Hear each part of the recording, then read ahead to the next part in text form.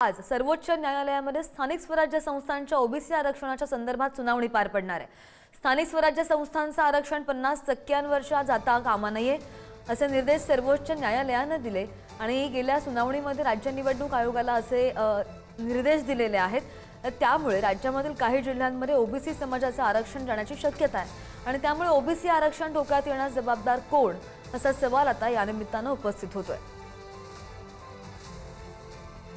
आणि कोणत्या जिल्ह्यांमध्ये आरक्षणाचं उल्लंघन होण्याची शक्यता आहे आपण एक नजर टाकतो ग्राफिक्सच्या माध्यमातून।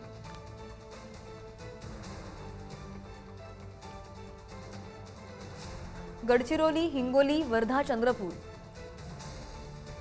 या जिल्ह्यांमध्ये आरक्षण 50% पुढे जाणार का हा प्रश्न आहे। त्यामध्ये लातूर, अमरावती, बुलढाणा, यवतमाळचा सुद्धा समावेश आहे।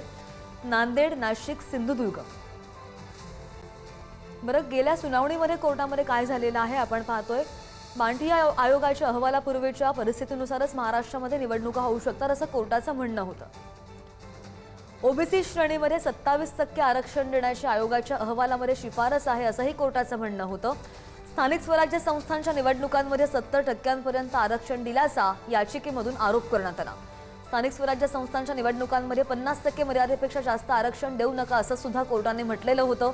बांठी आयोगाच्या शिफारसीनुसार निवडणुका होऊ लागल्या तर हे सगळं प्रकरणच निरर्थक ठरेल असंही कोर्टाचं म्हणणं आहे। घटनापीठाच्या आदेशाविरुद्ध आदेश देण्यासाठी आम्हाला विनंती करू नका असं सुद्धा कोर्टाने म्हटलेलं होतं।